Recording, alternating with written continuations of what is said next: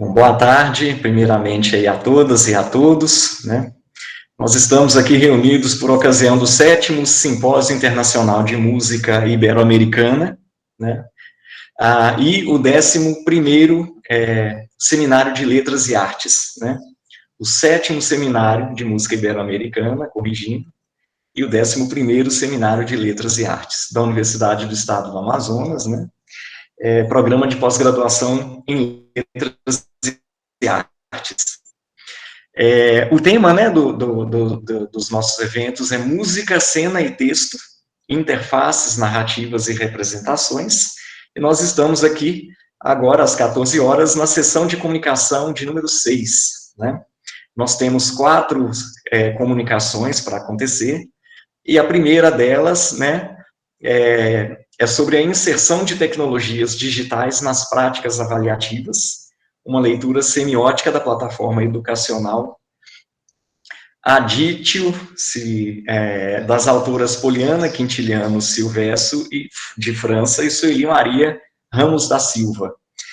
A segunda comunicação, na sequência, sobre visuais, infância e escola, a pintura abstrata como potencializadora do processo criativo, da autora Alcimara Souza do Nascimento.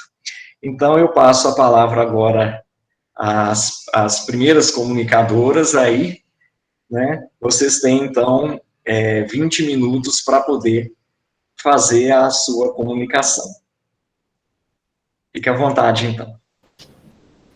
Boa tarde a todas, boa tarde a todos. Eu tenho esse trabalho junto com a professora Sueli. A professora Sueli é minha orientadora no doutorado, né? Mas ela não pôde estar presente nessa comunicação. Então, eu irei fazer a apresentação sozinha, tá bom? Então, vou compartilhar a tela com vocês.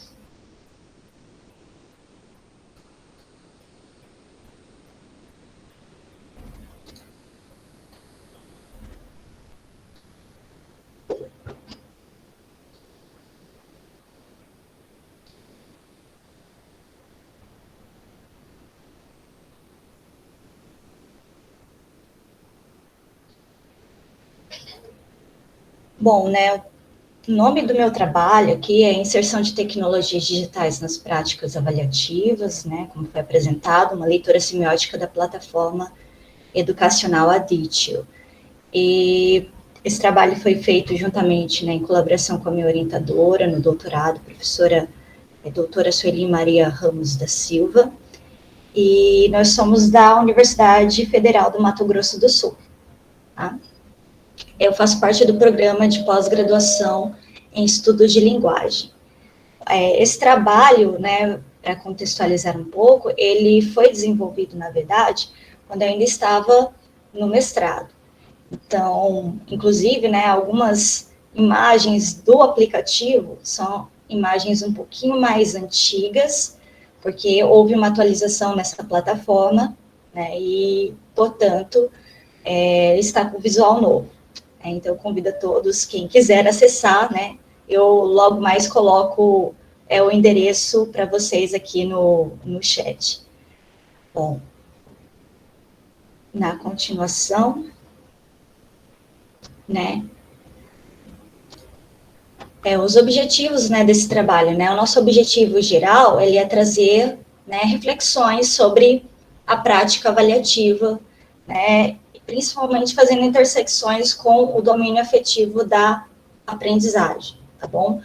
E o nosso objetivo específico nesse trabalho, né, foi analisar a interface, né, da plataforma educacional no intuito, né, de justamente dialogar, fazer essa reflexão com a avaliação, mostrar que é possível, né, otimizar aí o trabalho do professor, né, no quesito práticas avaliativas, né, e tornar, né, mais organizado o nosso trabalho, né, para quem é professor, e também tornar mais ágil também essa prática avaliativa, né, ainda mais se nós nos propomos a trabalhar não somente com o domínio cognitivo, que é o mais tradicionalmente, né, divulgado na escola, mas também outros domínios da aprendizagem, como o domínio afetivo, o domínio psicomotor também.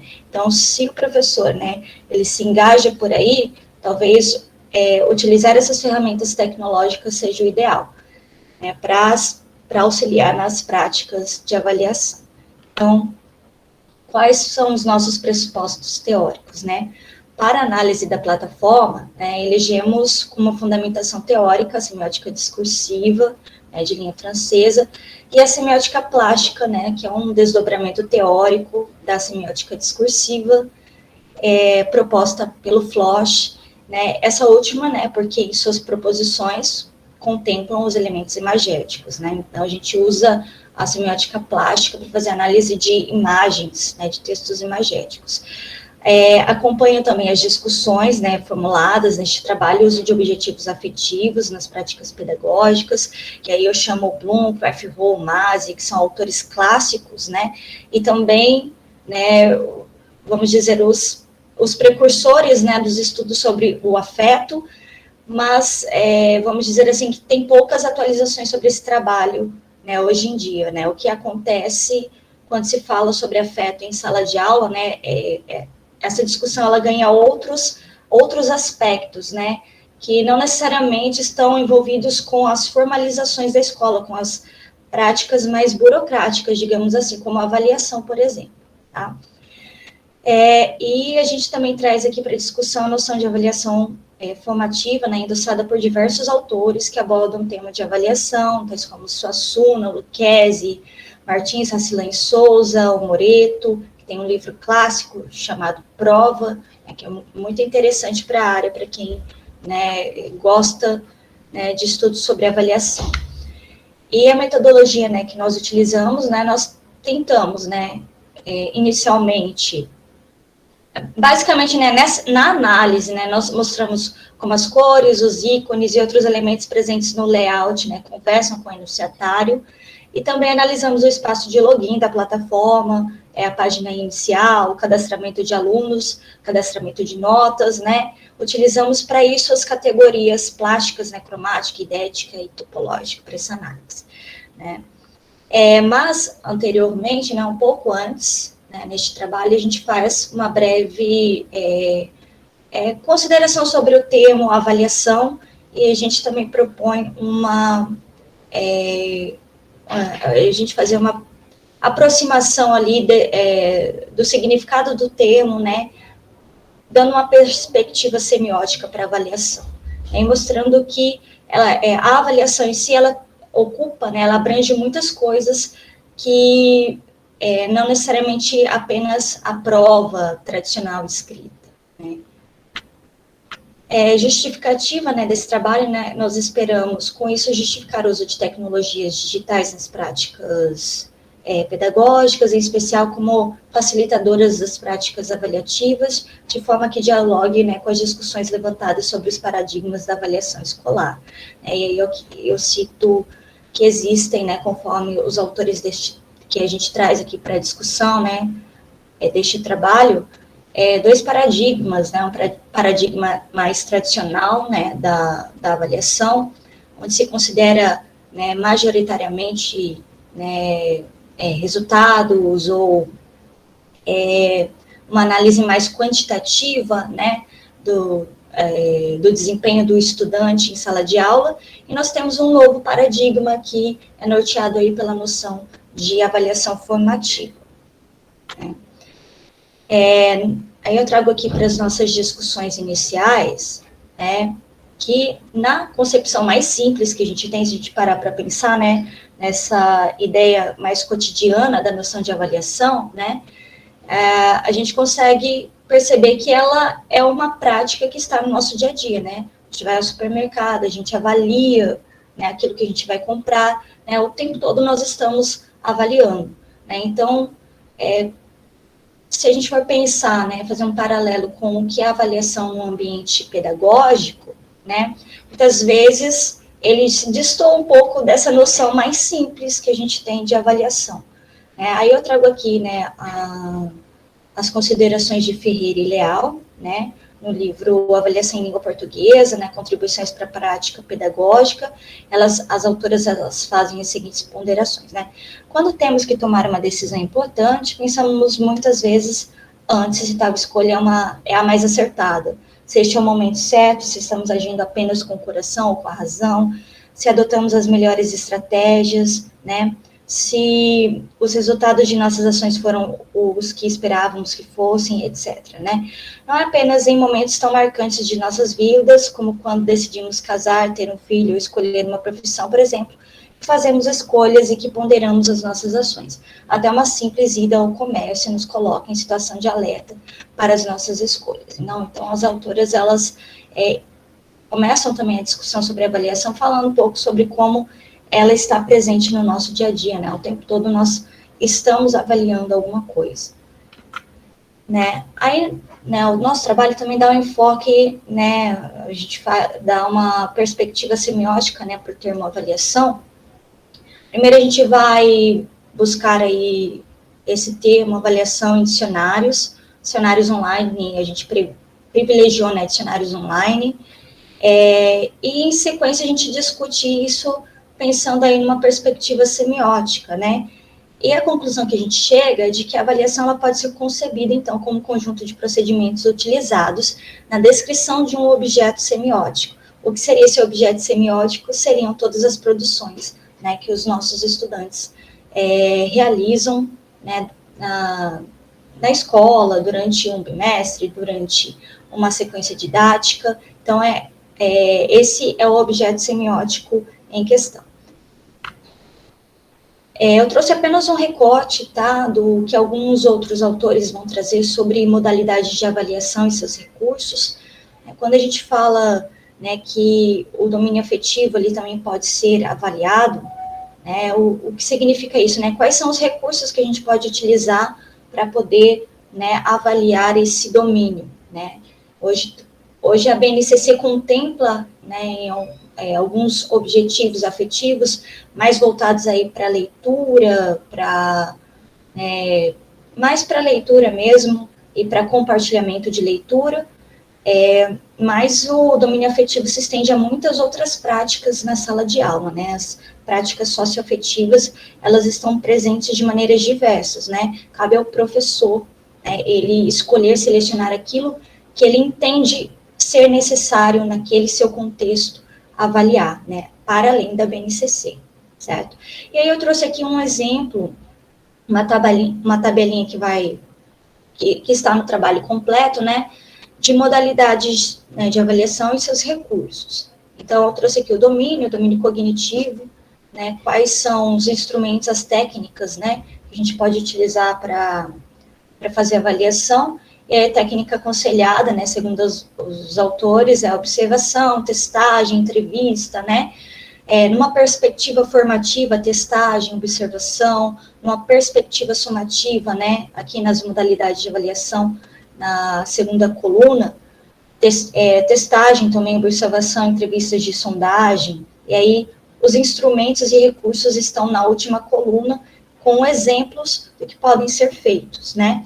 Além do domínio afetivo, a gente tem também diagnóstica, formativa, somativa, as opções, né, de observação, entrevista, de sondagem, se for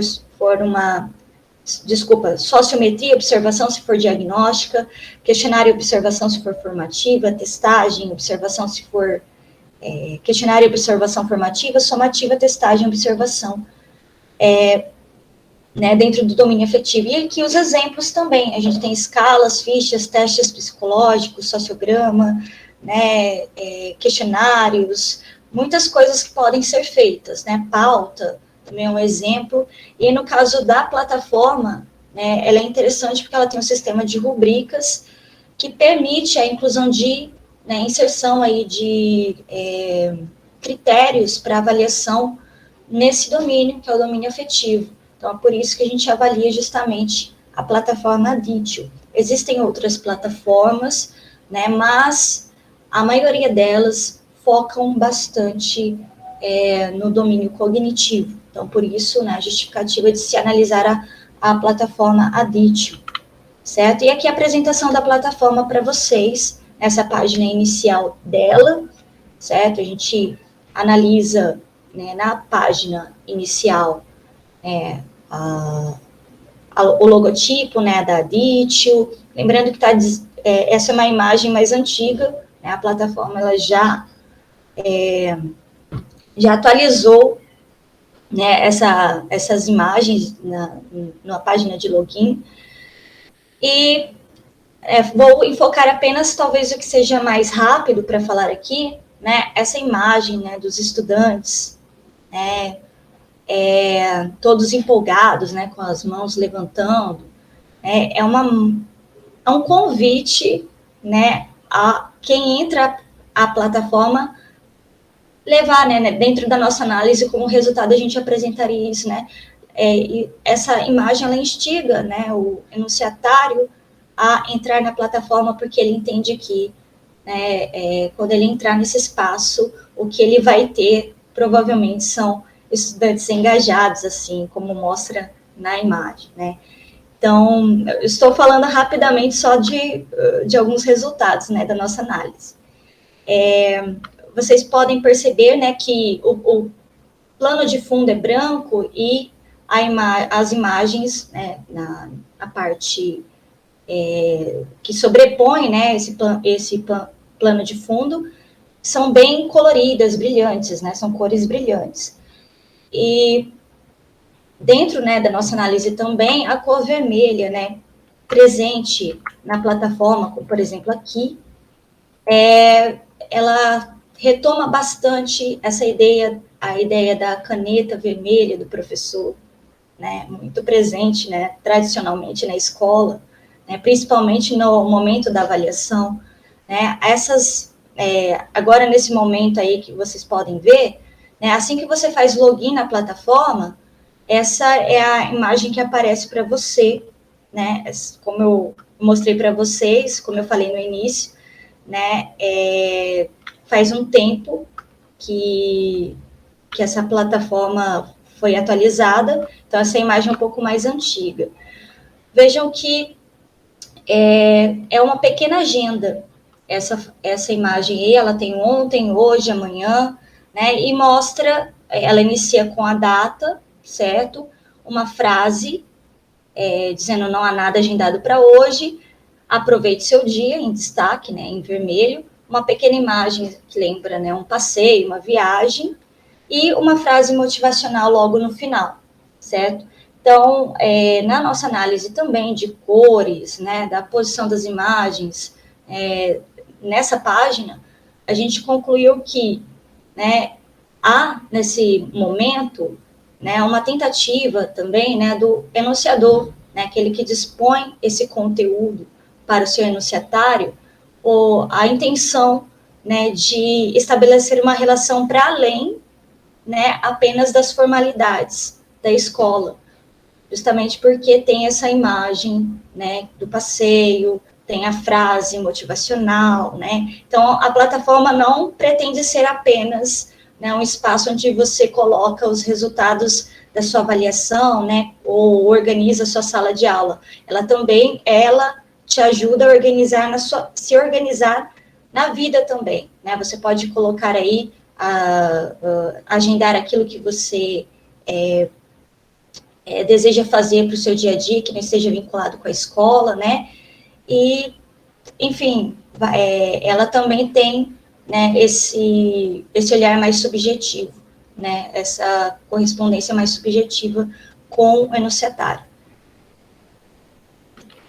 Voltando aqui, né, na apresentação da plataforma, eu mostro aqui um exemplo apenas de avaliação nesse formato de rubricas, né, o professor ele vai adicionando critérios aqui, participação e envolvimento, resolução de problemas, contextos de trabalho, se o professor trabalha só em grupo, né, essa aqui é um exemplo de avaliação de grupos, ela coloca aqui uma escala que vai do excelente até, né, needs improvement, tá em língua inglesa, mas no sentido de que precisa melhorar, né, então, o professor também pode alterar aqui a linguagem da plataforma e aí ele vai ter, majoritariamente, eu acho que a maior parte, né, das coisas dentro da plataforma poderão estar em língua portuguesa. Algumas não, algumas são mais difíceis de alterar. Então, vão estar ou em língua inglesa, ou, por incrível que pareça, em língua espanhola, numa mistura, tá? E assim fica uma escala, e se o professor, né, ele pretende trabalhar com objetivos do campo afetivo, a plataforma, ela otimiza um pouco essa avaliação, certo? Porque ela tem justamente esse sistema de rubricas que permite a inserção de critérios, né, e uma avaliação por escalas de cores, o que não é muito tradicional, às vezes, né, porque a gente precisa gerar, muitas vezes, no nosso trabalho, uma nota, um resultado quantitativo. E aí ela resume, ela traz um resumo de notas, se o professor quiser usar assim. Bom, então aqui vocês podem ver, está marcado em vermelho, né? Nessa imagem aqui, pessoal, a gente, na análise que a gente fez de cromatismo, né, a gente percebe que a cor, né, essas oposições de cores, branco, né, e uma cor mais escura, ela lembra bastante essa ideia da planilha, ela lembra bastante essa ideia do caderno do professor, do fichário do professor, tanto que antigamente, né, na plataforma tinham as abas que lembravam um fichário, aqui no canto direito, né, da imagem. Aqui também tem uma sala de aula, né, exemplo, né, e como a plataforma também funciona. Então, se o professor ele trabalha por bimestre, ele pode adicionar um bimestre, e ele se torna uma aba aqui na plataforma, ele vai colocando as suas avaliações, seus vários tipos de avaliações, né, desde avaliações sumativas, diagnósticas, pode incluir as avaliações formativas também. Existem muitas possibilidades dentro da plataforma para inserção de avaliações. Se eu estiver passando muito tempo, gente, me avisem. Acho que já deu, né, meu tempo. Já estou terminando. Só um minutinho, Luciana. Porque. Luciana não, desculpa, Poliana. Porque a gente começou um pouco mais tarde, né? Pode continuar. Tá bom. Então, eu já vou finalizar. Né? Outra coisa que me chamou a atenção nessa análise semiótica que a gente fez é que, né, todas as vezes, né, que há uma referência ao que é humano, então, por exemplo, aqui vocês podem ver, né, as fotos dos alunos, né, esse é um exemplo, mas tem ali as fotos dos alunos que podem ser inseridas no espaço. Vocês percebam que o formato da forma, né, ele atende um formato circular. Então, as formas circulares dentro da plataforma, elas vão corresponder aí, no plano do conteúdo, né, aquilo que é de valor humano, certo? E as formas retas, retilíneas, né, que também é bastante predominante na plataforma, elas vão fazer aí uma referência ao trabalho pedagógico, né, às formalidades, né, no caso, as avaliações, espaço escolar. Aí aqui, assim, apenas uma ampliação, né, da imagem. A gente tem as formas retilíneas em oposição às formas circulares, certo? Que trazem aí essa ideia de valor mais humano. Para as nossas considerações finais, né, este trabalho ele procurou evidenciar que a avaliação deve nortear nosso trabalho pedagógico e fazer sentir as muitas ausências do ensino. Né? Se o afeto tem sido a principal ausência, entregamos ao leitor uma pequena amostra de como podemos contemplá-lo, né, por meio de recursos tecnológicos. Então, essa foi a ideia, né, analisar a plataforma e fazer aí, estabelecer relações com a avaliação numa perspectiva formativa para o espaço escolar, tá? É isso. Referências, e eu finalizo por aqui, tá bom? Obrigada.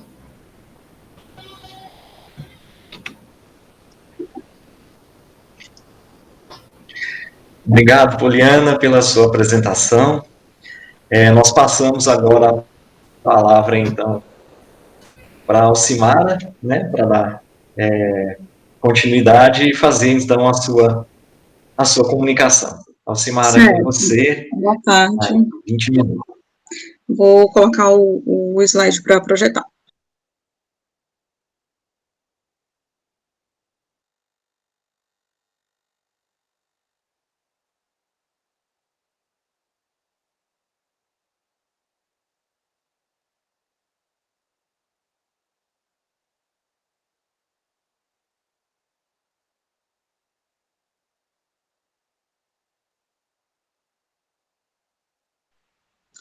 Já estão visualizando? Já sim, Poliana. Alcimara, desculpa. Poliana foi anterior, desculpa. Já sim, Certo. Alcimara. Então, vamos lá. Primeiramente, assim, eu quero dizer que é uma satisfação poder participar desse evento, né, com essa dimensão, e que é sempre bom revisitar essa temática, da qual eu tenho um apreço muito grande, essa questão das artes visuais, da pintura abstrata e do processo criativo, né, articulando com a infância e escola, que foi um trabalho que eu iniciei lá na época do PIBID, né, do Programa de Bolsas de Iniciação à Docência, e desde lá eu já comecei a investigar essa questão, esse olhar, né, para as artes dentro da escola, de educação infantil. Realizei uma intervenção naquele contexto lá da graduação, e depois eu continuei utilizando essa temática, né, como campo de estudo para o trabalho de conclusão de curso, né, da formação em pedagogia. E ainda não tinha, né, eu tido a oportunidade de trazer esse trabalho para expor, para compartilhar os resultados, e então foi uma boa oportunidade. Aqui eu inicio falando faço um breve apanhado sobre as legislações, né, aquilo que eu encontrei acerca das artes, né, então, a nossa LDB de 1971, ela tratava a educação artística inserida no currículo, né, mas não era considerada disciplina naquela época.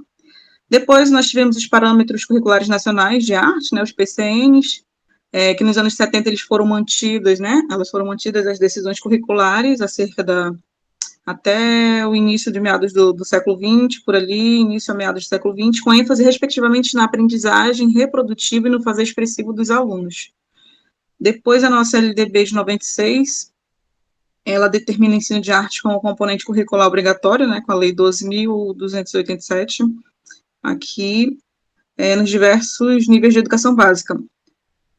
Porém, essa medida provisória 746 de 2016, a arte passou a ser componente curricular apenas educação infantil e ensino fundamental. E aqui, mais para frente, um pouco em 2016, a gente tem a Lei 13.278, onde a artes visuais, dança, música e teatro eles foram estabelecidos como linguagens, né, inerentes a esse componente curricular que trata o parágrafo 2º do artigo 26 da LDB. Em 2010, aqui, a nossa resolução do Conselho Nacional de Educação, número 7, então ela estabelece que nos 3 anos do ensino fundamental deve ser assegurado o desenvolvimento das diversas formas de expressão, incluindo o aprendizado, língua portuguesa, literatura, músicas e demais artes. Então, aqui eu fiz um apanhado, né, para ter uma base aqui mais legal dessa questão de como a arte está permeada no contexto da educação. E para esse estudo, então, eu pensei algumas questões norteadoras de como a arte, a educação, né, e a criatividade se relacionam.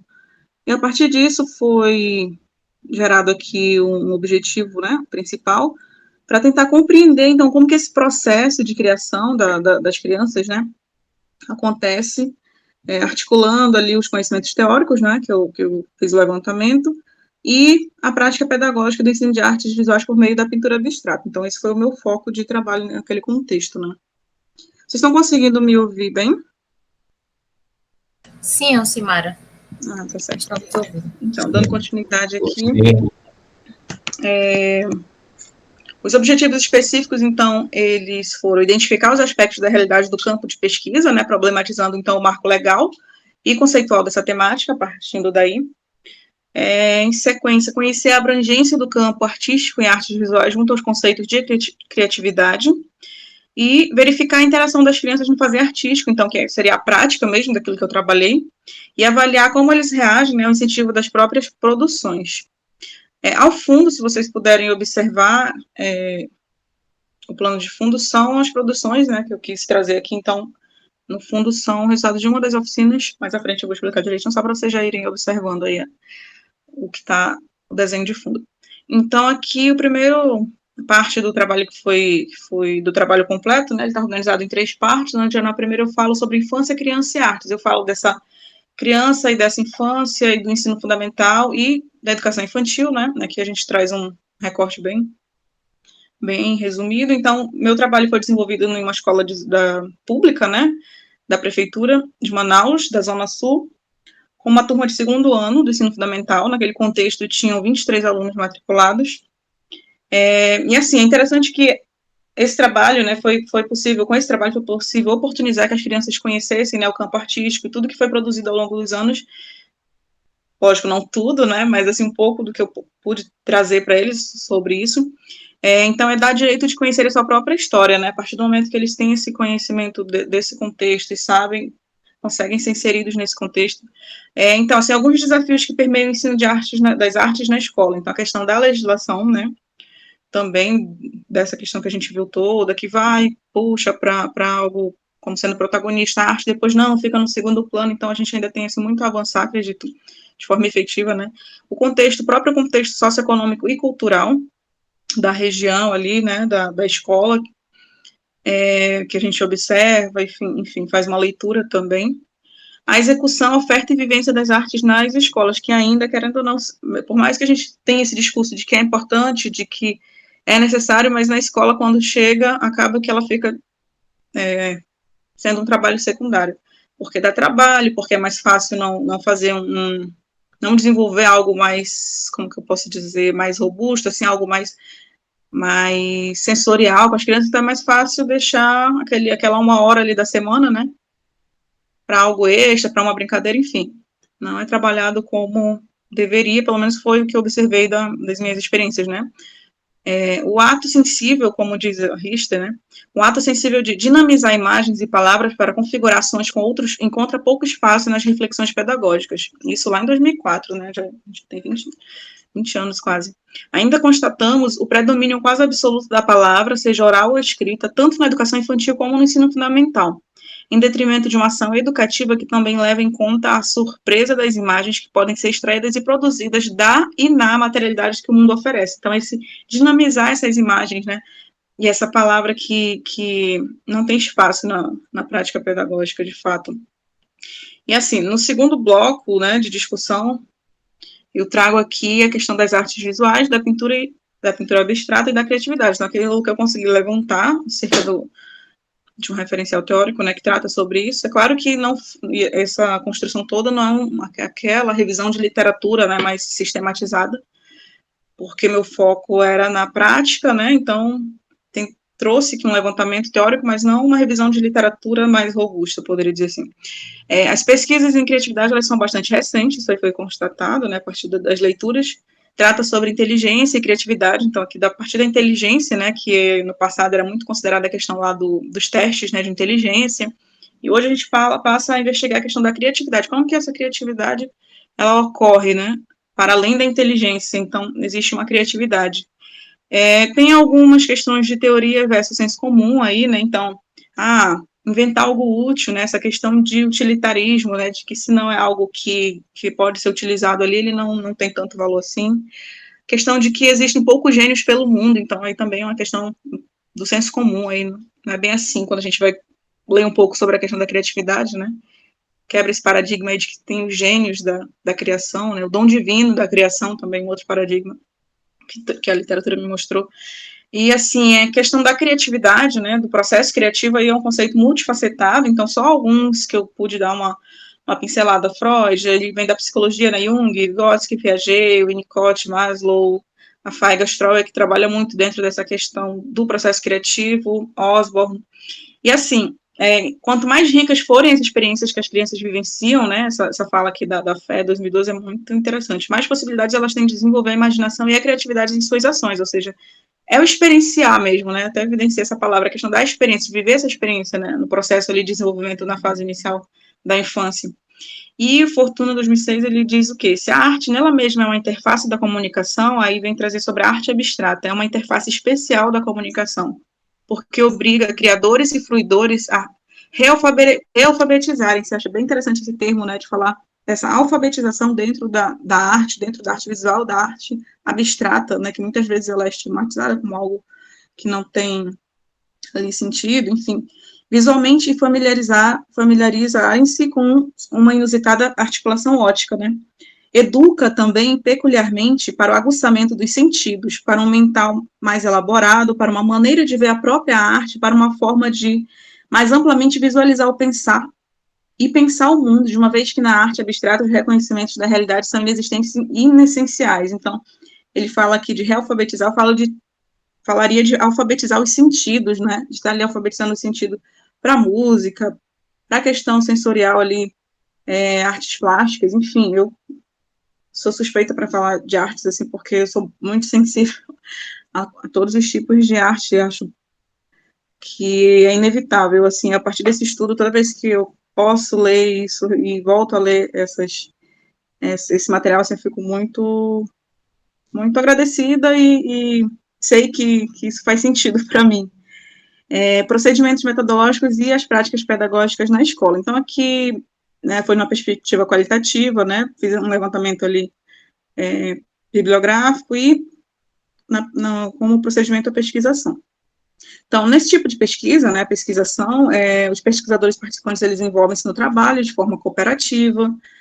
A pesquisação, ela não se refere a um simples levantamento de dados ou de relatórios, né, os pesquisadores pretendem desempenhar um papel ativo na própria realidade dos fatos. Então, eu estava ali observando, mas também intervindo naquela realidade, naquela dada realidade, né, da escola. A participação das pessoas implicadas nos problemas investigados é absolutamente necessária. O Tcholan, né, que ele bastante referência nessa questão da pesquisação. E, assim, foi desenvolvida uma sequência didática, né, tratando dos campos conceituais da criação, produção, percepção, análise, conhecimento e contextualização conceitual histórico-cultural da produção artístico-estética da humanidade. Aqui, no próximo slide, vocês podem ver que tem uma compilação dos 2 blocos onde eu fiz as intervenções nessa escola, com as crianças do 2º ano. Então, no bloco 1, aconteceu, se eu não me engano, no mês de junho, na escola. Então, foi no final do primeiro semestre, né? Início do primeiro semestre. Aliás, o primeiro semestre, o segundo bloco foi no segundo semestre, foi em novembro. 6 de julho aqui. Então, foram divididos em 3 dias, né?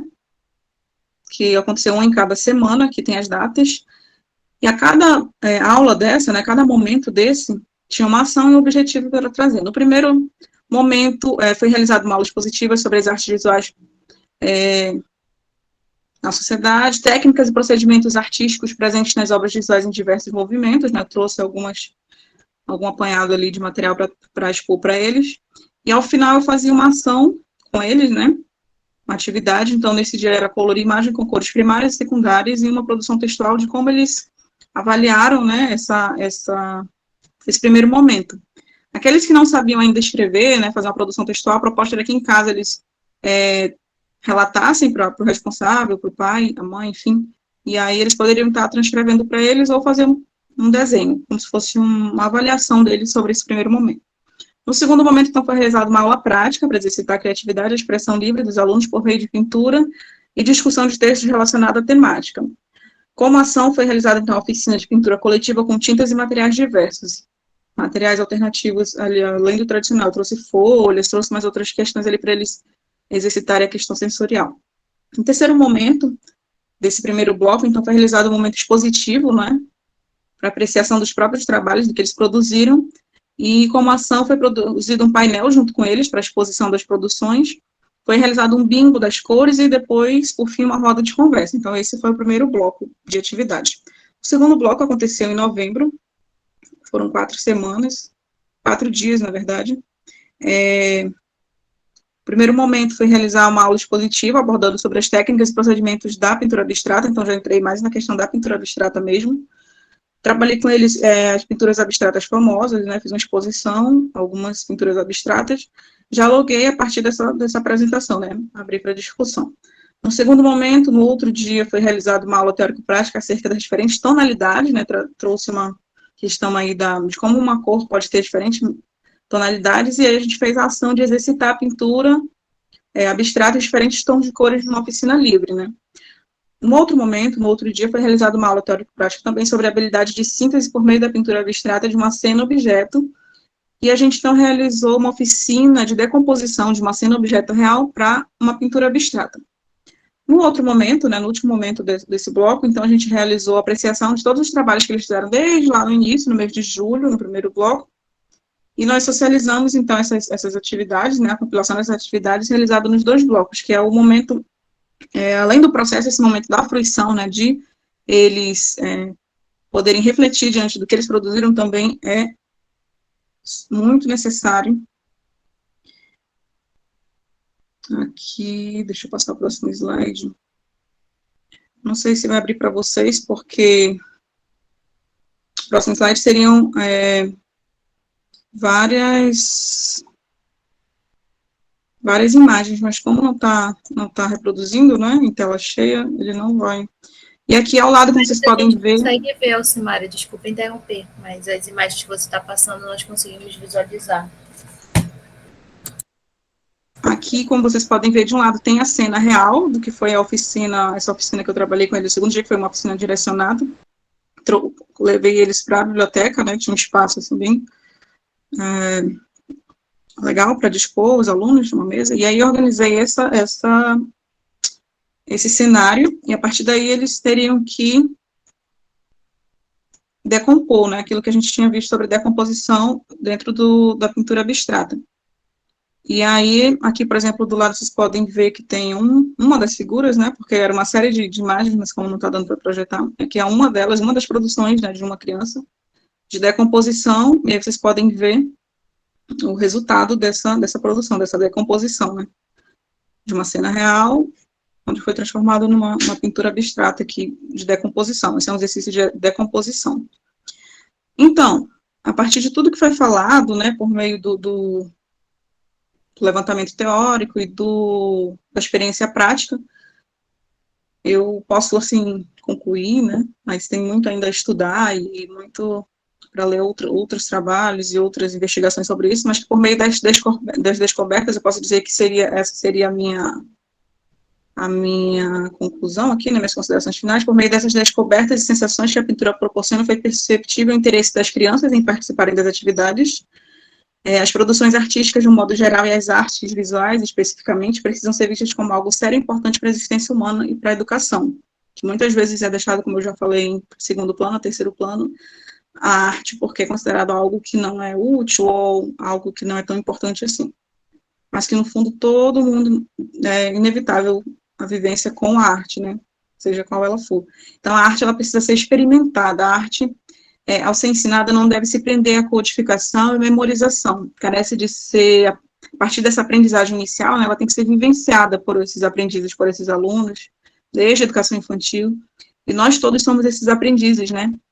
Que às vezes somos avessos ou menos sensíveis a essa questão da arte.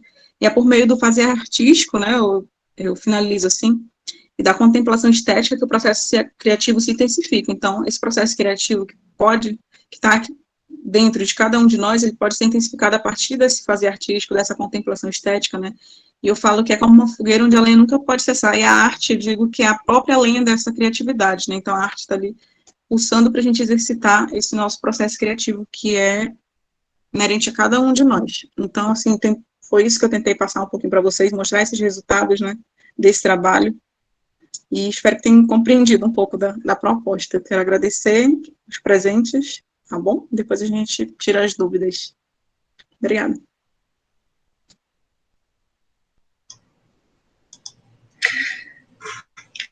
Obrigado, Alcimara, pela apresentação. Parabéns aí pelo trabalho. A gente abre agora esse momento, né, para dúvidas, perguntas, para algum debate, né, dos participantes. Então, a gente já abre para as perguntas. Eu peço que marquem aí, levantando as mãos, para a gente organizar a ordem das questões ou das pessoas que queiram perguntar alguma coisa, que queiram debater alguma coisa. Então, está aberto aí para o debate a partir de agora. O Thales, acho que foi o primeiro a levantar a mão aí. Thales, primeira pergunta sua. Olá, parabéns para as duas, eu achei muito interessante, até porque eu sou de uma área diferente, então acaba sendo bem interessante ver essas perspectivas de pesquisa. Minha pergunta vai para a Alcimara, porque uma coisa que eu perdi bastante tempo nesses últimos meses foi estudando os desenrolares da arte moderna. E a arte moderna, nesse primeiro momento ali no século XX, ela tinha exatamente essa premissa que você está falando aí, do que você propôs aí. Então, um dos críticos principais foi o Adorno, o Theodor Adorno. Ele tinha uma perspectiva de que a arte moderna, ela tinha uma premissa de mudar o mundo, justamente por via da contemplação estética. Então, a ideia nesse projeto de arte moderna era exatamente você, através da contemplação estética, você conseguiria imaginar um outro mundo além da realidade vivida, e por isso seria um impulsionador de transformação social. Então, pelo que eu entendi, o processo criativo que você está convocando, ele tem em vista também uma certa criação de autonomia social do indivíduo, correto? Dentro dessas premissas que você está propondo sua intervenção? Desculpa, só o último termo que eu não entendi. O processo criativo tem a proposta de... Desculpa, não entendi. Construir autonomia. Construir autonomia e dessa maneira, fazer com que o indivíduo intervenha na sociedade. De maneira... Sim, assim, inclusive a Feiga, né, que, como eu falei, a Feiga Austral, ela traz um material muito rico sobre o processo criativo. Assim, tem um ar de questões teóricas dentro do processo criativo, para além dessa questão superficial, quando a gente pensa em processo criativo, apenas em estar aqui criando algo artístico, né, como você está falando. O processo criativo, ele envolve muitas outras questões que, consequentemente, ele vai, sim, refletir na sociedade, um ser mais autônomo, né, então ele tem aqui, por trás desse conceito de processo criativo, ele tem uma discussão muito grande, assim, para o sujeito, né, para a sociedade como um todo, não só dentro desse aspecto aqui ao qual eu me ative, né, da questão da arte visual, da pintura, com a infância, mas o processo criativo como um todo, né, tem uma questão teórica mesmo muito, muito grande para estudar, que impacta, né, nos seres humanos.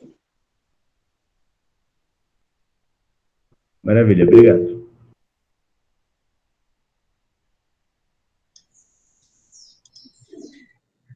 Karen, você levantou a mão? Isso, professor, levantei a mão. Eu queria parabenizar a Lucimara pela pesquisa, também parabenizar a Poliana.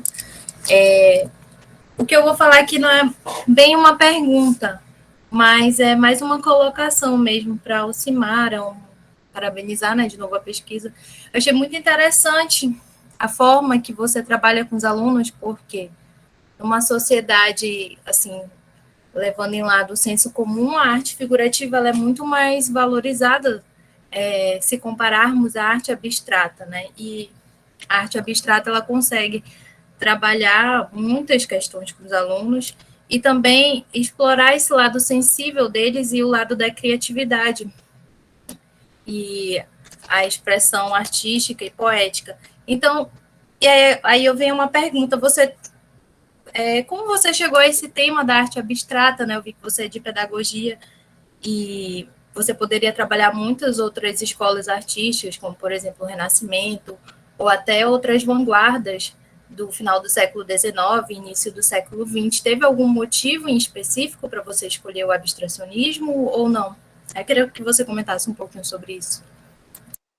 Então, eu acredito que lá quando eu comecei a fazer as leituras, né, sobre arte visual, para começar a minha intervenção com as crianças, eu queria justamente sair disso acho que o principal objetivo era sair dessa questão da forma, né, de algo ali delimitado, da figura, então, ir além e propor essa questão do que eu falo, de alfabetizar o sentido, né, de aguçar esse olhar para ali, para além da forma, para além daquele conceito de bonito, feito. Eu lembro que eu trabalhei isso com eles também, dessas desconstruções de que tem uma forma, tem uma cor bem delimitada, então aquela imagem é bonita. Então, para ir além dessas questões do que é bonito, do que é feio, dessa questão, então a arte abstrata acho que traz muito isso, se exercitar o olhar para o diferente ali, para aquilo que é mais fluido, né?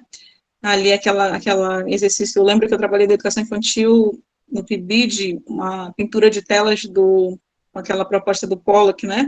De respingo, e foi muito bom, até hoje eu tenho as telas penduradas aqui, não, na outra casa, e com eles já do fundamental trabalhei essa oficina, né, da decomposição, que foi uma outra técnica depois que eu achei bem interessante, e é justamente para sair desse quadrado, né, eu acredito que isso, de alguma forma, mexe comigo, essa questão do abstracionismo, né, de exercitar esse olhar para o sensível ali, para o diferente, que às vezes passa despercebido, e tem um link, eu vou até deixar para vocês, que eu postei numa rede minha do YouTube, né, o vídeo que eu construí para eles, que foi mostrado na última aula para eles, fiz a compilação de tudo, e teve, assim, aluno que chorou lá, aluno de segundo ano, né, que tem ali 7 anos, e para mim isso foi foi fantástico, assim, de saber que eles estavam sendo tocados de alguma forma, estar ali vendo, associando a questão da música, né, da sonoridade, que eu coloquei uma música de fundo, que é o Silêncio de Beethoven, que é uma música do Ernesto Cortázar, alguma coisa assim, de um filme, que ele foi trilha de um filme, e assim, mexer com esse sensível, né,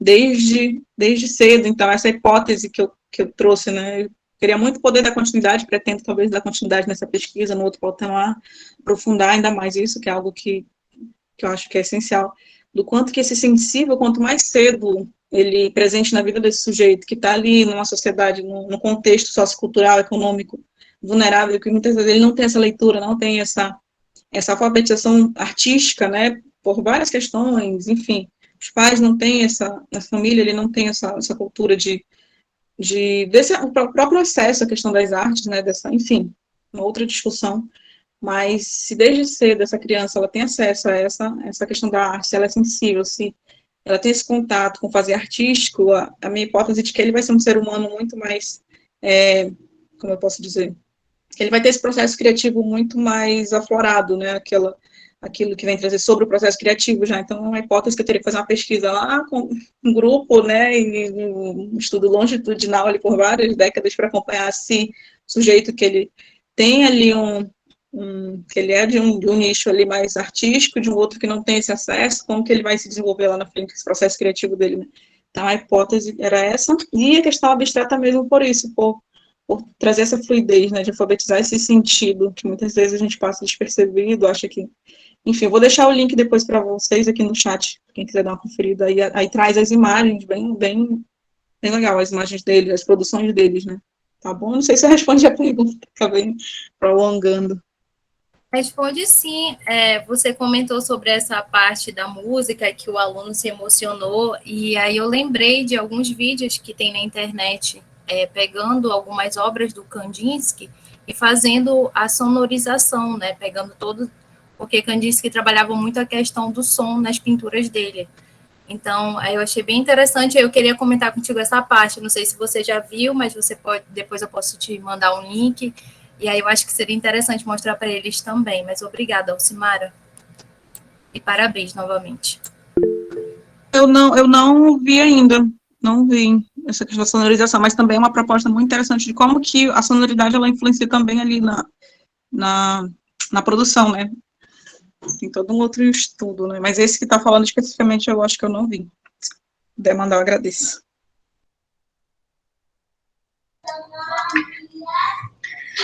Mais alguma questão?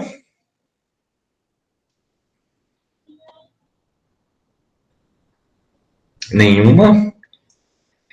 Bom, acho que a gente pode dar continuidade aí às duas próximas apresentações, né? Então, eu passo a palavra agora para a Mariana, para fazer a apresentação da pesquisa dela, né?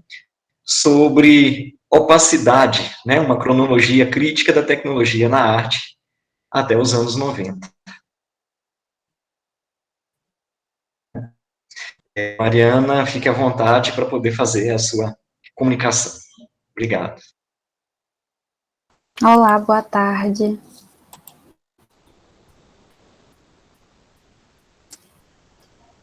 Só estou abrindo aqui o slide.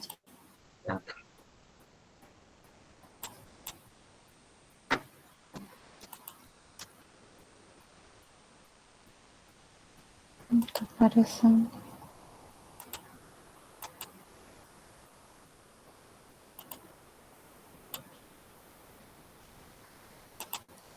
Vocês estão vendo o slide?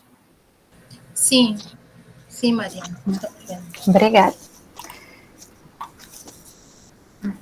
Então, opacidade, uma cronologia crítica, como o Luciano já falou.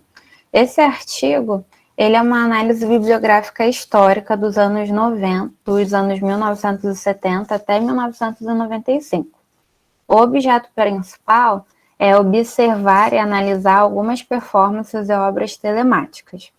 E esse artigo, ele advém de uma teoria telemática pelo Walter Zanini, que fala um pouco sobre a inserção e como isso aconteceu da tecnologia e da arte se encontrarem. E aí a gente também fala um pouco da filosofia da tecnologia por Yuki Hui, que fala um pouco e discute sobre a perspectiva que a sociedade como um todo ela tem da tecnologia, e também da filosofia dos meios de comunicação do McLuhan, e fala como a sociedade utiliza os meios de comunicação em massa.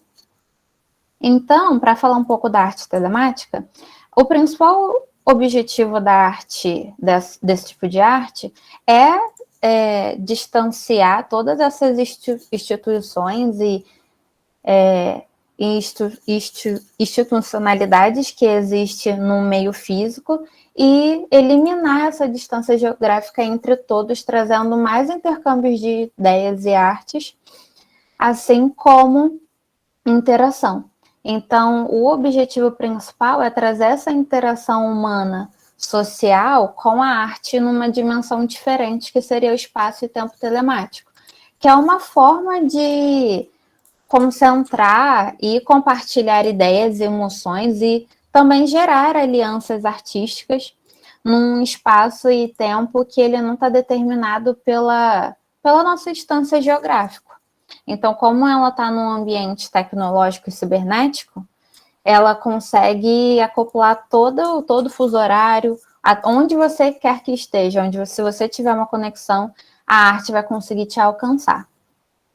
Então, para falar um pouco dessa ideia de tecnologia e arte, a gente precisa pensar pela ideia de colonização, que os maiores exemplos de colonização que nós temos é a europeia, que conseguiu adentrar um pouco em todos os continentes que a gente tem, e falar um pouco da Revolução Industrial, que o início da tecnologia ela começou na Europa, na Inglaterra, com toda a Revolução Industrial que teve, e assim a gente consegue ter a perspectiva que a ideia de tecnologia, ela advém de um processo capitalista. Então, uma tecnologia, ela existe para servir a algo, e isso vai um pouco contra a perspectiva também de arte, que a nossa sociedade tem muito.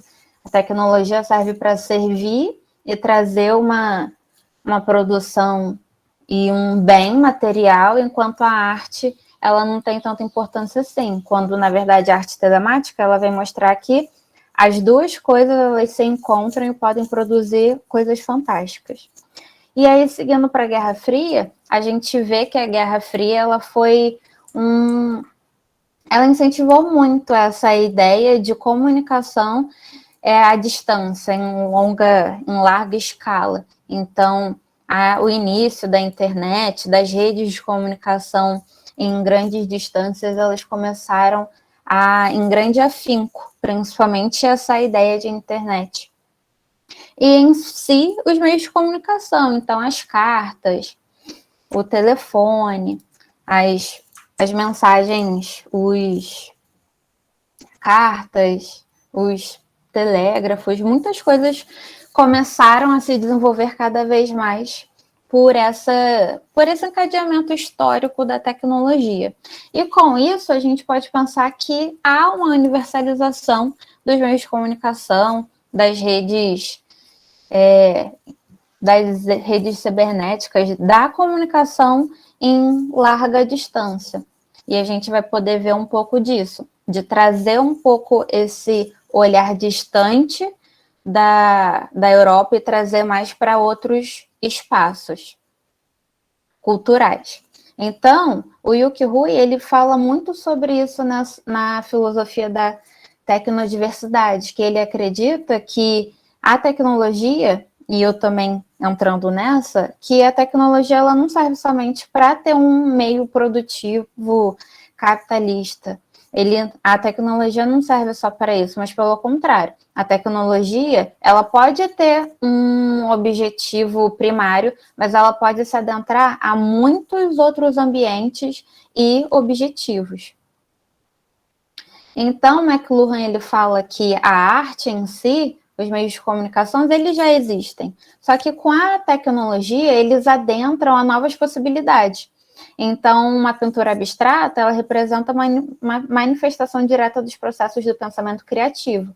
Mas elas também aparecem, ainda mais nos dias de hoje, eles aparecem em vários outros tipos de materiais. Não é só uma pintura tradicional e um modo tradicional de se fazer. A gente tem um modo digital hoje em dia, que isso aconteceu, que teve um grande incentivo e desenvolvimento a partir do final dos anos 60 para os 70. Então, falando um pouco da cronologia que eu pude trazer, eu fui selecionando alguns anos bem importantes e os meios tecnológicos mais utilizados e os exemplos de peças telemáticas. Então, em 70, a gente tem o fax, o telex, que é um tipo de telefone fax junto, e o telefone. E aí, eu vou trazer algumas imagens sobre esse tipo de arte. Já em 77, que a gente já dá uma corridinha até 77, a gente tem a SSTV e a transmissão de satélite. Essa SSTV, ela é um tipo de televisão, é um tipo de conexão de câmera e televisão de lenta varredura. Então, conforme a câmera ela vai captando o sinal e a imagem, ela vai transmitindo na televisão. Hoje em dia é algo bem... Com um fio HDMI a gente já consegue fazer bastante coisa. E aí, em 78, a gente tem mais meios de comunicação como rádio e, de novo, a SSTV. A SSTV, vocês vão ver que ela aparece muito. O fax também. Eles são meios de arte que eles vão aparecer muito durante esses anos. E a gente também tem, em 79, a primeira rede PASA, que é uma rede de comunicação entre artistas de diferentes continentes, principalmente a Oceania, na Austrália, na América do Norte e América do Sul também, e um pouco da Ásia. E aí a gente tem alguns exemplos que eu vou mostrar para vocês. A gente tem a primeira parte, que é da Two-Way Demo, e o Hand Cross the Board,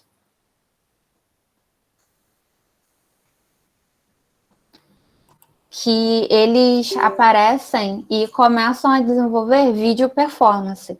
Então, eles produziam esse vídeo e distribuíam e apresentavam ao redor do mundo, via rede e via SSTV também. Então, aqui no jornal Avalanche, que inclusive o Willoughby, e que é esse de cabelo longo, e a Elisa Bear, que é essa moça de óculos, eles trabalhavam para esse jornal Avalanche, e eles o utilizavam muito como meio de distribuição. Então, geralmente, nesses jornais, eles tinham a data e a hora, e onde o público poderia ter contato com a obra. Aqui a gente tem a Sonia Sheridan, que ela trabalha muito com arte sonora via fax. Então, ela geralmente gravava. Infelizmente, eu não tenho vídeo nem som disso, porque eu não pude achar. É bem difícil de achar até essas imagens. Mas eu consegui achar no site dela essa máquina que ela utiliza, que é tipo um fax, e aqui do lado, que é esse retângulo maior, é o fax, e a gente consegue ver as imagens que ela produz. Então, a peça dela era basicamente gravar todo o processo do fax com o som que ele fazia enquanto ele produzia essas imagens.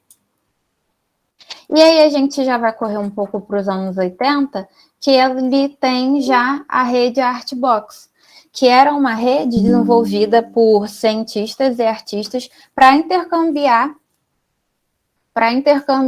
artes, peças sonoras, vídeo performance, vídeo texto. Então, tem essa rede de intercâmbio que ligava os artistas ao redor do mundo. A gente tem, em 82, de novo, a SSTV, que também é chamada de SlowCan, e tem o fax, o vídeo também, vários dispositivos, como telefone, televisão. É muito interessante essa peça do Tom, que é o Levittown, que ele reuniu pessoas, vou mostrar a foto também, que ele reuniu pessoas em um clube, e eles foram fazendo e transmitindo várias imagens, textos, simultaneamente em diversos lugares, eu vou mostrar para vocês também. E aqui, em 85, a gente já tem a entrada no Brasil. A gente consegue ver que a arte telemática ela foi se estendendo a diversos continentes e diferentes perspectivas, além da europeia. eu consegui ver dados que essa instituição, né, europeia de ver e fazer arte, ela não ficou tão intrínseca quanto a gente tem, mas ela foi mais um pedaço da perna que foi ligando a arte telemática. E aí a gente, em 85, vários artistas brasileiros reuniram peças que foram criadas de 70 a finais de 80, assim, meio de 80, para poder expor todas essas peças. Em 89, a gente já tem o uso de mais redes, diferentes redes e dispositivos, que foi a Digital Art Exchange, que esse projeto ele se tornou até uma galeria que existe até hoje, que expõe várias artes de muitos artistas até emergentes. Então, aqui tem exemplos do Levinthal, que essa intervenção foi em 3 lugares diferentes. Foi na Holanda, Cambridge e também foi no Canadá. Então, eles conseguiram fazer uma rede que pudesse conectar eles pela SSTV.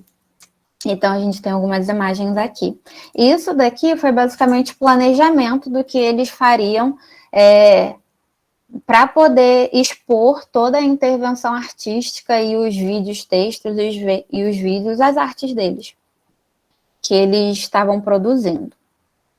É interessante ver os desenhos, porque a gente tem telefone, câmera, projetor, luzes, muito interessante ver todo esse planejamento. Aqui a gente já entra lá em 85 na exposição Artes Novos Meios e Multimeios.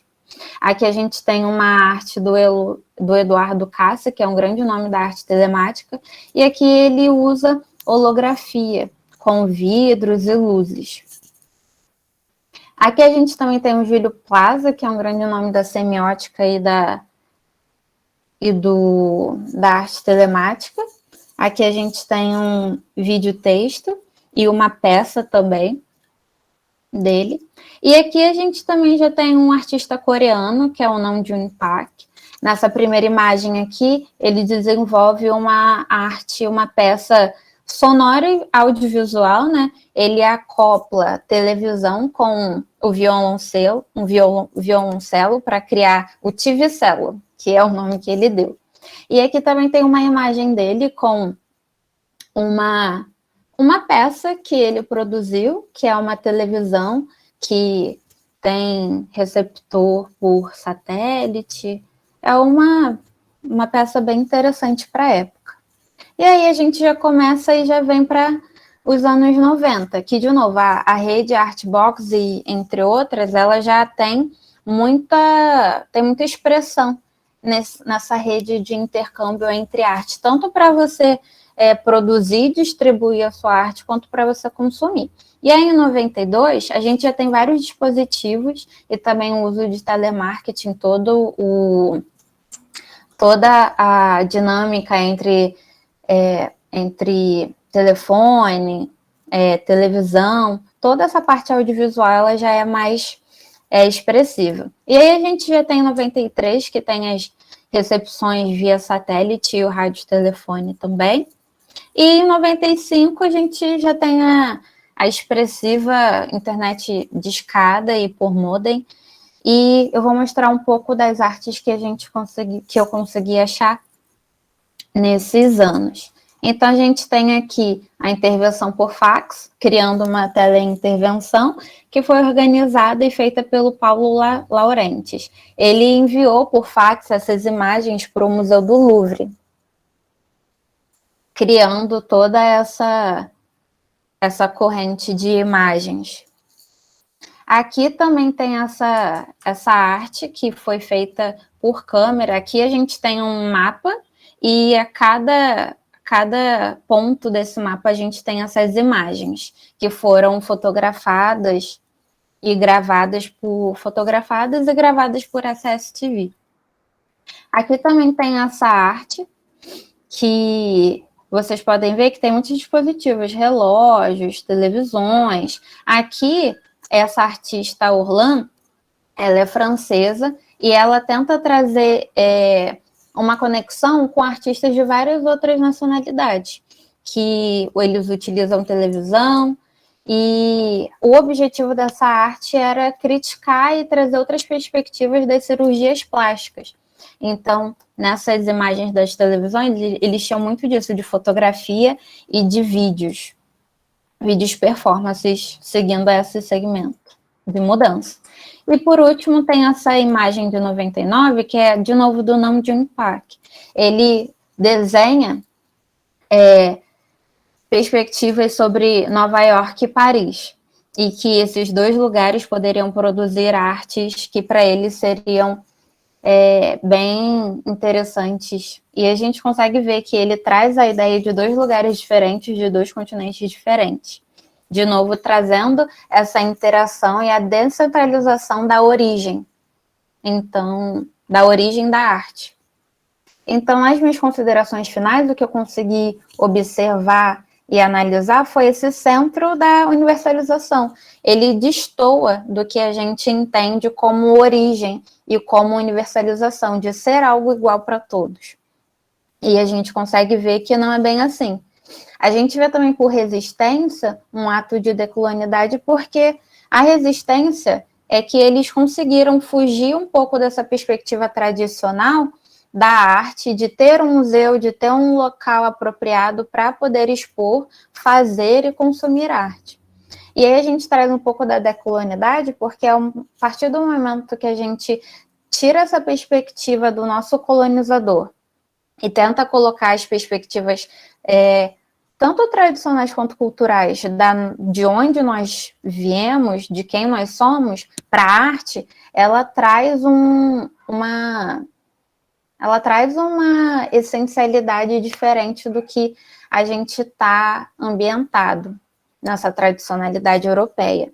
E aí a gente pensa um pouco, até o título do texto, Opacidade e Transparência, porque na tecnologia a gente tem a ideia de transparência, que seria o acesso a meios, a informação e a qualidade igual a todos, mas na verdade a gente vê que não tem, porque até para você fazer arte usando meios e ter contato com as pessoas, você vê que cada lugar e cada espaço fez de acordo com o que tinha em mãos. E isso vem muito também da perspectiva capitalista que a gente tem no nosso mundo. Então, trazer essa antítese de opacidade e transparência foi interessante para a gente poder enxergar que, apesar das diferenças, o que se obteve foi muitas peças de artes em interação, que é o objetivo da arte telemática, sem trazer uma origem marcada, mas uma perspectiva mais plural do que é arte, principalmente de como fazê-la. Porque a gente consegue ver que na arte telemática, tanto a arte e tecnologia, ela não só são meios, mas elas são uma e a outra. Como o McLuhan fala, né? A mensagem já é o meio e o meio já é a mensagem. Então, basicamente é isso. Muito, muito obrigado pela atenção de vocês. Aqui eu trago uma observação do Yuki Rui, que ele fala que a aceleração tecnológica ela é muito necessária, a globalização também.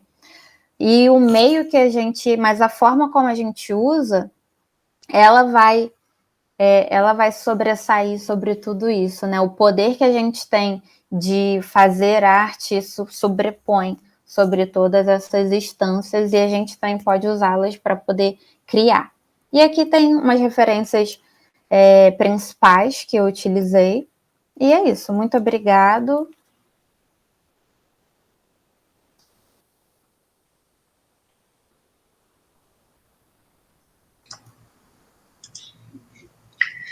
Obrigado, Mariana, pela apresentação do trabalho. Gostaria de dar continuidade, então, né, à sessão com a última comunicação da tarde de hoje. Feroz e rápido, wild and fast. Recepções da música do Sepultura em fanzines nas Américas de 1989, com o Thales Reis Alecrim. Olá, boa tarde. Obrigado, Luciano. Obrigado a todos por estarem presentes. Eu sou Thales, eu sou doutorando em História na Unesp, aqui em São Paulo. Bom, minha comunicação acho que distou um pouquinho do que foi proposto aqui para essa sessão, porque eu tive que mudar de horário por conta de conflitos e tudo mais. Bem, eu vou começar a trabalhar com o heavy metal, porque é o meu tema de doutorado. Eu estou estudando doutorado a trajetória do Sepultura através dos fanzines. Eu sou historiador, então o que eu estudo é a música através dos periódicos. Isto é, como que a música vai ser trabalhada nos periódicos, como que ela como que ela reflete a marca da passagem de um tempo. É isso que eu vou ver com vocês hoje. Eu vou ler aqui o meu texto porque eu tendo a ser prolixo, então eu acho muito mais fácil. Mas vou começar aqui, tá? A produção inicial dos LPs do Sepultura ocorreu na cidade de Belo Horizonte. Esses primeiros fonogramas, produzidos entre 85 e 87, gozaram de certa projeção regional e até mesmo nacional, considerando principalmente a circulação no eixo sul-sudeste do Brasil. Porém, a partir do álbum Esquizofrenia, de 87, a repercussão da banda assumiu caráter transnacional, pois o disco Beneath the Remains foi pirateado na Europa e vendeu milhares de cópias. Após isso, em 89, esse disco foi distribuído e gravado pela gravadora Roadrunner Records, tanto na América do Norte como na Europa, teve uma repercussão comercial oficial, porém em outros continentes, em especial na Ásia, ele circulou de maneira pirateada. No presente trabalho, quero refletir justamente sobre a recepção transnacional da produção da banda em fanzines. Para tanto, selecionei 2 títulos, publicados no ano de 1989. O Impulso Repulsivo, que é o Feroz e Agressivo, né? O Feroz e Rápido, que eles escrevem em espanhol, que é uma fanzine chilena, e The Book of Armageddon, de 1989 também, que é uma fanzine estadunidense. A escolha se justifica porque nesse ano o Sepultura realizou sua primeira turnê internacional e, além disso, o Beneath the Remains, que foi lançado nesse ano de 89, já demonstrava as marcas de um percurso transnacional, visto que ele foi um disco produzido pelo estadunidense Scott Burns e foi distribuído também por um selo reconhecido internacionalmente, que era a Roadrunner Records. Aqui eu quero observar os fanzines em 2 contextos e propagações diferentes do heavy metal. Porém, mesmo sendo 2 contextos diferentes, existe uma confluência nesse discurso estético ideológico. É exatamente isso que eu quero demonstrar aqui. Como que os fanzines contribuíram para a criação de um cânone que estabilizou representações estéticas e estruturas de sociabilidade em torno do heavy metal. Isto é, o heavy metal ele geralmente é descrito como um gênero musical altamente massificado, que é veiculado especialmente pelas grandes gravadoras, que é veiculado como intenção de mercadológica. Entretanto, isso está bem longe de ser verdade, pois a produção do heavy metal ela se dá em grande medida pelos próprios fãs que são, por excelência, descapitalizados, que não têm acesso aos grandes meios de produção, que não têm acesso às grandes gravadoras. E isso que eu vou ver aqui com as fanzines, né? Porque os fanzines eles são produzidos de maneira independente, eles não estão vinculados a nenhum órgão oficial de distribuição. E muito da minha intenção aqui é tentar compreender o porquê as pessoas fazem isso, né? Por que elas querem perder o tempo delas contribuindo para a divulgação do heavy metal? Por que elas querem perder o tempo delas construindo os discursos estéticos e ideológicos que vão compor o que eu chamo aqui de comunidade imaginada? Para tanto, eu vou demonstrar aqui junto com o Benedict Anderson, que é um historiador britânico. Na verdade, ele não é britânico, ele nasceu na China, mas os pais dele eram um diplomata britânico, então ele acabou tendo uma formação britânica. Ele afirma que a imprensa tem um papel central na construção de identidades e comunidades imaginadas. Isto é, na coordenação de representações que mobilizam a união e o senso de coletividade. No caso do objeto aqui analisado, trata-se da configuração de uma ordem que comungava indivíduos de diversos cantos do planeta movidos pela bandeira do heavy metal. O Benedict Anderson ele já apontou a possibilidade da construção de comunidades imaginadas transnacionais em torno do anarquismo, em um livro muito interessante dele chamado Sob Três Bandeiras.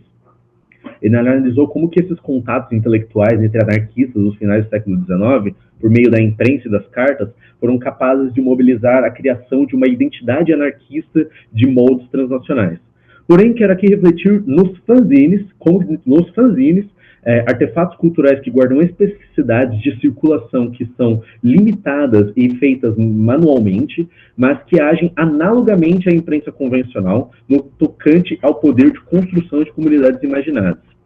Do ponto de partida, sugiro compreender o heavy metal, então, como uma estrutura análoga à da nação. Por quê? Porque o Benedict Anderson ele vai falar que a nação é uma comunidade imaginada. O sentimento de pertencer a uma nação, ele não existe, você não toca na nação, ele não é algo palpável. O que existem são símbolos que vão construindo o senso de comunidade e pertencimento em relação à nação. Portanto, uma comunidade imaginada, existem símbolos que veiculam esse sentimento. Então, o heavy metal é a mesma coisa. Esses símbolos vão contribuindo para a consolidação, para a sedimentação de uma identidade, para a sedimentação de um senso de comunidade em torno do heavy metal. Enfim, o Anderson ele afirma que a nação tem ligação cultural com o passado dinástico. O sentimento do sagrado converte-se em sentimento de nação. Por isso existe um apelo transcendente, pois símbolos nacionais apresentam-se como representantes de uma essência atemporal. Porém, a nação é, na verdade, uma anomalia, um construto cultural, pois cria-se um passado mítico e fundador. No heavy metal, realiza-se uma operação análoga. Essa comunidade está relacionada com o passado cultural, visa apresentar-se como transcendental e atemporal por meio de mitos de origem, e, no entanto, também é um construto cultural criado artificialmente com o auxílio da imprensa. Neste sentido, o heavy metal surgia como uma forma de suplantar o vazio deixado pelo fim dos monopólios das identidades que o Estado-nação realizou durante toda a Era Moderna. Deixa eu explicar aqui, né? Durante toda a Era Moderna, isso estou contabilizando aqui a partir do século XV, a nação, o Estado-nação, foi a instituição mais forte no sentido de mobilizar as identidades, tanto que no século XX mobilizou 2 guerras mundiais. Levou aos impulsos colonizadores, que ocorreram no século XVI e XVII, levou também a todos os processos de revoluções liberais que aconteceram no século XVIII e XIX. O Estado-nação e os sentimentos de nacionalismo, tanto na Europa como nas Américas, foi uma estrutura fundamental para a sedimentação de uma identidade desses lugares. Porém, nos anos 80, a partir dos anos 80, a nação ela perde o seu lugar de privilégio. Por quê? Porque esse é um momento de extensão do capitalismo. O capitalismo ele deixa de ser centralizado na nação. O capitalismo não precisa mais da nação para se organizar. O capitalismo agora ele tem outras estruturas. Ele vai se apoiar necessariamente no capital financeiro. E o capital financeiro ele não tem fronteiras, ele não tem nação. Então, como o capitalismo não precisa mais da nação, a nação se distende, ela perde o seu poder. A gente pode observar isso fortemente com o heavy metal. Por quê? Porque o que estava em jogo no heavy metal era exatamente essa transnacionalização, essa internacionalização de uma comunidade imaginada em detrimento daquilo que mobilizava o imaginário nacional. Basta a gente ver o que era a música nos anos 60 e 70, que era uma música pautada na nação. Vamos pegar aqui no Brasil, por exemplo, né? Anos 60 e 70 é o ano que a MPB vai se construindo, vai se consolidando como uma instituição cultural. A música só era aceita se ela falasse do Brasil. No heavy metal, não. Isso não precisa falar necessariamente do Brasil. Por quê? A nação ela perde sua importância, ela perde seu monopólio sobre as identidades. A pessoa não é definida a priori pelo lugar onde ela nasceu, pela nação a qual ela pertence. Então, existem outras formas de identidade que começam a surgir justamente por essa distensão do capitalismo, que é a onda neoliberal. E aqui eu vou trabalhar justamente com esse conceito, que é o conceito de neoliberalismo. A ascensão do neoliberalismo e do capitalismo globalizante e as estruturas da modernidade fez com que as estruturas da modernidade fossem desestabilizadas. E esse estado de ânimo manifestava-se, sobretudo, na busca por outras formas de pertencimento. Outro autor maravilhoso que apontou para esse caminho, ele fala isso sobre o sentimento da diáspora.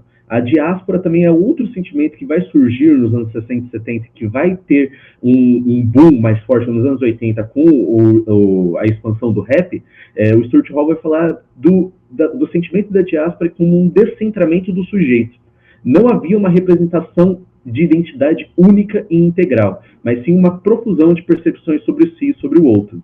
E outro autor que vai corroborar com essa interpretação é o Néstor Garcia Canclini, um antropólogo mexicano, que, cito, né? Em um mundo tão fluidamente interconectado, as sedimentações identitárias organizadas em conjuntos históricos mais ou menos estáveis, etnias, nações, classes, se reestruturam em meio a conjuntos interétnicos, transclassistas e transnacionais. As diversas formas em que os membros de um grupo se apropriam dos repertórios heterogêneos de bens e mensagens disponíveis nos circuitos transnacionais geram novos modos de segmentação. Bom, o heavy metal ele vai se apoiar nesse sentimento de distensão, nessa fragmentação das identidades monolíticas, e ele vai surgir nesse mundo assaltado por essa financiarização do capital e vai propor um outro modelo de identidade. Ele vai propor uma identidade que vai evocar uma base cultural muito forte que fundamentou os nacionalismos, que foi o romantismo. Muito dos escritores que vão falar sobre heavy metal, isso é, escritores fãs, né, não os escritores acadêmicos. Os escritores fãs que vão falar sobre o heavy metal vão falar que o heavy metal é herdeiro do romantismo. Ora, o romantismo foi uma corrente, uma tendência artística que no século XIX estabilizou a nação. Ele criou grande parte, em vários países, né, criou grande parte do imaginário nacional, pôs em circulação signos que identificavam a nação. A gente pode colocar como um exemplo aqui no Brasil o romance indianista. Ele é um ótimo exemplo da gente perceber como o romantismo colocou em circulação imagens de representação da nação. E o heavy metal vai querer se apropriar disso, mas numa lógica cosmopolita, internacionalizante. E o heavy metal, como ele é análogo à nação, ele vai criar também um passado mítico, que emergia como uma forma de conferir transcendência e coesão a um construto artificial difundido por meio da indústria cultural. Por exemplo, nenhuma das bandas que são tomadas como fundadoras do heavy metal, isso é o Black Sabbath, Led Zeppelin, o Pink Floyd, se consideram representantes do gênero. Mas os fanzines e a imprensa institucional, trabalha aqui com imprensa institucional, a imprensa que está vinculada com grandes editoras, tentam colocá-las como marcas iniciais. Nesses textos também acontece algo equivalente com o romantismo. Eles vão tomar o Schubert, o Mozart, o Beethoven como modelos, como primeiros boêmios e headbangers que vão fundar o que é o heavy metal. Bom, eu vou pular um pouquinho aqui da bibliografia, da discussão, da revisão bibliográfica que eu trabalho sobre o heavy metal, porque, bem, nos últimos 30 anos tem surgido uma vasta bibliografia sobre heavy metal, não aqui no Brasil, infelizmente, grande maioria desses textos estão em inglês, nenhum desses textos está traduzido, até os pesquisadores brasileiros que estudam heavy metal, eles têm que publicar em inglês, porque não tem receptividade aqui no Brasil, então é um grupo ainda muito pequeno de pessoas que estudam heavy metal por aqui. Então, se alguém tiver interesse, por favor, vá atrás. Estamos precisando de pesquisadores brasileiros na área do metal. Mas eu vou pular aqui um pouquinho, né, para falar que o metal ele vai acabar se apropriando das estruturas do capitalismo para conseguir criar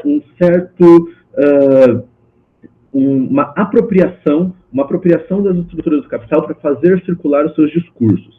Então, é um discurso que vai ser emitido, em especial, pelas grandes gravadoras, pelo centro privilegiado do capital, mas vai ser apropriado de maneira desigual em diferentes lugares do globo. Assim, por exemplo, vão surgir bandas brasileiras que não terão a mesma visibilidade que as bandas de outras localidades do norte global. O sul global ele estará, em grande medida, fora desse circuito. Isso era uma realidade até o surgimento do Sepultura. O Sepultura foi a primeira banda do sul global a ter visibilidade nos circuitos do norte.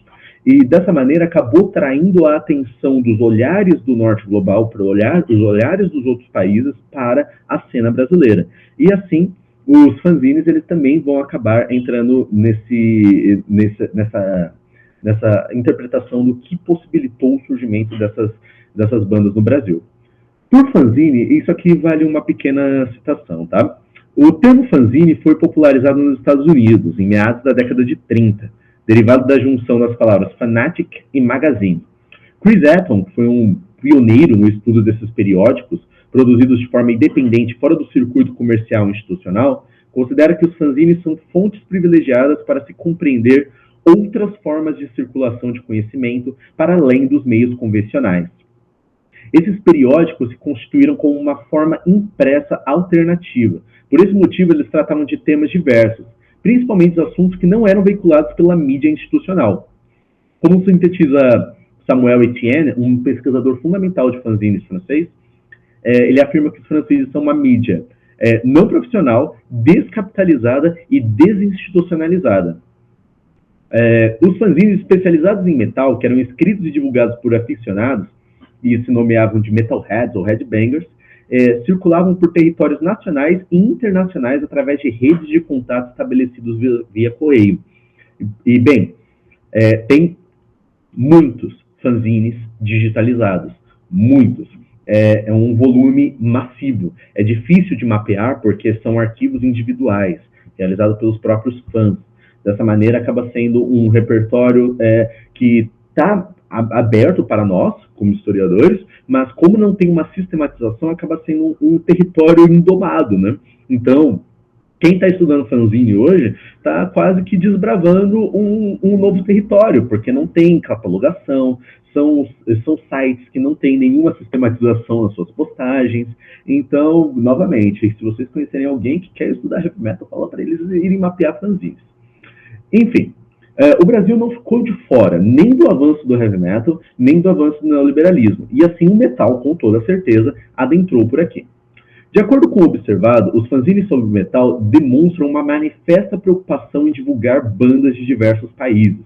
Assim, a produção do Sepultura foi alvo de resenhas, debates e discussões. Nos títulos aqui analisados, destaca-se o Impulso Repulsivo, o chileno, né, escrito em espanhol, e o Book of Armageddon. O Book of Armageddon é interessante por quê? Porque é uma entrevista com os rapazes do Sepultura. Os rapazes do Sepultura estavam aqui no Brasil e os caras das fanzines lá mandaram cartas com uma série de perguntas para saber o que os caras do Sepultura achavam sobre a nova turnê que eles iam fazer, ou então e ao mesmo tempo, ao longo do texto, os caras do Book of Armageddon, eles vão colocando as opiniões deles sobre o som do Sepultura. Além de tudo, tem algo muito interessante aqui nesse caso do Book of Armageddon, porque, bom, eu vou falar primeiro do Impulso Repulsivo e depois eu volto para esse ponto. Todos os fanzines coletados durante minha pesquisa de doutorado foram encontrados em arquivos online mantidos pelos próprios fãs. No caso do Impulso Repulsivo, encontrei-o em um website mantido por fãs de metal do Chile, chamado Arquivo Metal Chileno. Esse arquivo pode não conter muitos volumes ou informações, mas é interessante por conta da variedade. Ele hospeda vários recortes de jornais, fanzines, pesquisas universitárias sobre o metal no Chile. Eu vou mostrar aqui a capa do Impulso Repulsivo, porque ele é interessante. Ela é particularmente brega, porque, vejam, vocês conseguem ver? Sim, a gente consegue ver agora. Vejam só, isso daqui representa claramente o que é o imaginário do heavy metal, né? Dois malucos, porque eles estão presos por camisa de força, não? Eles estão brincando com o globo. Essa é a ideia, né? O metal assaltou o mundo e o metal, ele é comandado por loucos. Essa é a ideia. A ideia de que o heavy um dos pioneiros que vai estudar o heavy metal, ele vai falar disso, né? Que o heavy metal ele vai se apoiar muito em representações da loucura. Por quê? Porque a loucura, ela representa um certo desvio, uma certa alternativa, uma fuga àquilo que é imposto pelo capitalismo racionalizado. A loucura, dessa maneira, é uma forma de ser resistência àquilo que o mundo espera de você. E o metal, ele vai colocar isso, né? Ele é uma reação ao neoliberalismo. Ele é uma forma de se apropriar do neoliberalismo para construir uma comunidade. Enquanto o neoliberalismo ele impõe uma postura competitivista e individualizante, o heavy metal não, ele vai fazer o contrário, ele vai criar uma rede de solidariedade e vai se impor contra esse capitalismo que é individualizante. Bom, então vejam só, Ele está escrito em espanhol. Aqui nós temos vários logos de banda, algumas fotos. Percebam, tudo isso aqui foi montado e diagramado através de recortes e, ao mesmo tempo, xerocado. A distribuição e a repercussão disso foi através de cópias eletrônicas que são de qualidade duvidosa, inclusive. Muito bem. E essa qualidade duvidosa, ela está, inclusive, no texto.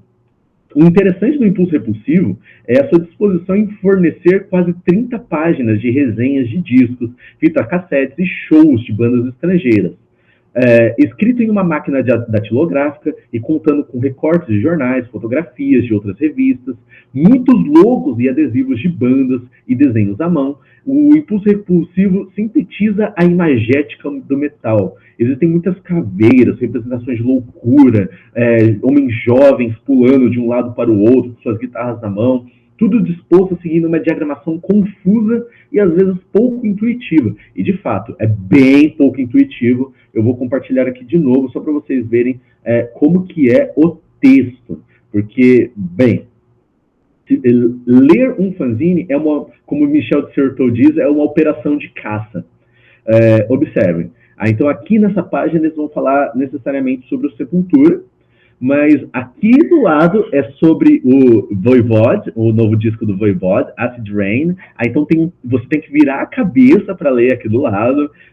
Tem um monte de logos e desenhos embaixo do que nós estamos vendo. Portanto, não é uma operação fácil ler esse texto. Sem falar que ele está dentro de um registro que não é muito usual para o leitor em espanhol médio. Por quê? Porque ele vai utilizar várias gírias que não são dentro do vocabulário padrão. Mas o que eu acho muito interessante é isso.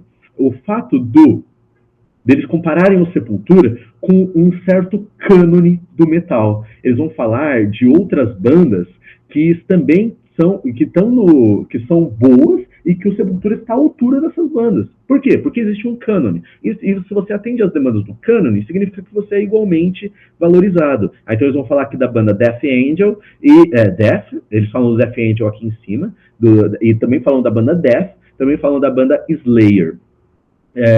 Como essas bandas que vão ser as fundadoras do metal extremo. E, portanto, Sepultura estaria dentro dessa estrutura, dentro desse cânone. Muito bem. Seguindo em frente, tem uma citação muito interessante que eles colocam no meio da fanzine. E eles falam exatamente assim. Vou traduzir nas minhas limitações. Então, eles falam que ser um verdadeiro metaleiro é não mais comprar discos somente, e não mais consumir passivamente. Tem que se ter uma razão para lutar contra o sistema e contra aquilo que te oprime, e que o metal seja a trilha sonora da luta contra a sua opressão. Então, evoca-se muito esse imaginário da resistência, em especial aqui no Impulso Repulsivo. Tudo bem?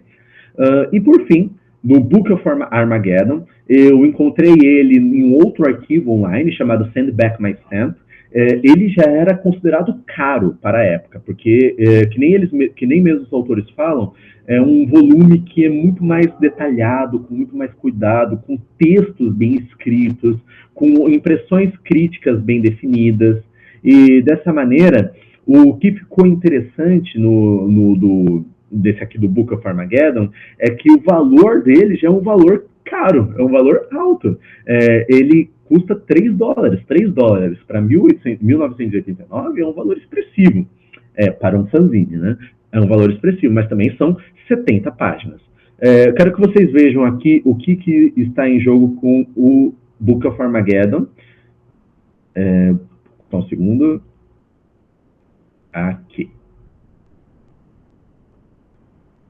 Aqui, o Book of Armageddon, como vocês podem ver, ele já tem uma construção muito mais limpa. Ele também é datilografado. Aqui o logo do Sepultura logo no começo, né? E eles vão propor toda uma discussão mais séria. O que eu acho mais legal aqui no Book of Armageddon é a distribuição de playlists. Eles estão colocando em primeiro plano aquilo que eles ouvem. Então tá aqui o Sepultura e Esquizofrenia logo nos primeiros lugares. O que é legal também aqui nesse disco, todos eles são imigrantes nos Estados Unidos. O Ed Forsyth, ele é irlandês, o Imran, ele é indiano, e o Borjov, eu não sei nem se é assim que se pronuncia, ele é sérvio. Todos eles imigrantes nos Estados Unidos, e dessa maneira, grande parte das bandas que estão aqui dispostas nos playlists não são estadunidenses. Tem grande proeminência de bandas alemãs e de bandas latino-americanas, como, por exemplo, o MX, os próprios Sepultura, Molly Factor também é uma banda do Chile. Então, tem uma preocupação a mais de trazer essa internacionalização do metal, mesmo que seja lá nos Estados Unidos. E o que mais o Book of Armageddon pode nos dizer, né, sobre esse período? Deixa eu achar aqui, só um segundo. Eu vou traduzir novamente, porque está em inglês, né? Então, o que eles dizem? O Borjov vai entrevistar o Max Cavalera e ele vai fazer uma pergunta com uma opinião. Ele vai lançar a opinião dele e vai fazer uma pergunta. Vocês estão confiantes que a sua próxima gravação será melhor já lançada? Porque uma coisa é certa, vocês terão muito mais orçamento para trabalhar do que antes, e mesmo com o orçamento baixo do Esquizofrenia, vocês foram capazes de trazer gravações agressivas, selvagens e velozes. Olhem só, engraçado, né? São as mesmas palavras. O Impulso Repulsivo falou feroz e rápido, e o Book of Armageddon aqui trouxe wild and fast, rápido e veloz também, né? Então, vejam só, aqui já tem a construção de uma semântica do heavy metal. Aquilo que é valorizado. Você falar que uma banda é feroz e rápida, significa que essa banda está dentro daquilo que é esperado no metal. Então, os fanzines, eles colaboraram para a construção dessa comunidade imaginada e, mais ainda, para a construção dos pilares estéticos que fundariam o que veio a se tornar um fenômeno global que se expandiu com grandes proporções, com maiores proporções a partir dos anos 90. Eles definiram essas bases estéticas, aquilo que seria considerado bom ou ruim, aquilo que poderia entrar ou não entrar. Então, é um processo de seleção. Os fanzines realizavam essa seleção. Bom, interessante que vou apresentar minha consideração final, né? Nesse sentido, a comunidade imaginada do heavy metal, constituída através dos fanzines, oferece chaves de interpretação e de escuta da produção de Sepultura. Portanto, ambos os títulos lograram estabelecer símbolos comuns de pertencimento, assim como jargões semelhantes. Por exemplo, os dois descreveram o som da banda como agressivo, a diferença é que um fez em espanhol e o outro em inglês. Além disso, esforçaram-se para expressar esse senso de comunidade em torno do metal. O Impulso Repulsivo realizou esse processo ao afirmar que combatia os falsos, em prol de uma comunidade crítica ao consumismo, enquanto que o Book of Armageddon, em sua pretensa seriedade e profissionalismo, afirma que essa forma musical devia ser tratada com respeito, atenção, dedicação, uma experiência estética transformativa, tanto para os músicos como para os fãs, leitores e ouvintes. Bom, pessoal, eu creio que eu posso ficar por aqui, porque meu tempo já deve ter até esgotado. Se esgotou. Isso, Tati, eu ia falar para a gente apressar, que já estava esgotando. Obrigada. Por nada. Obrigado.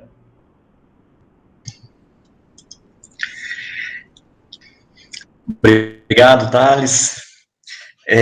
A gente tem aí mais 15 minutos, né, para poder conduzir ao término da sessão.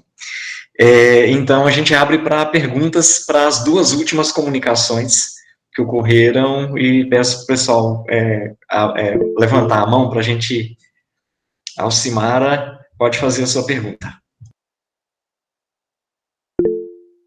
Primeiramente, agradecer a todas as meninas e o Thales, né, a Poliana, a Mariana, os trabalhos assim, aprendi demais, esqueci de comentar antes, com a questão de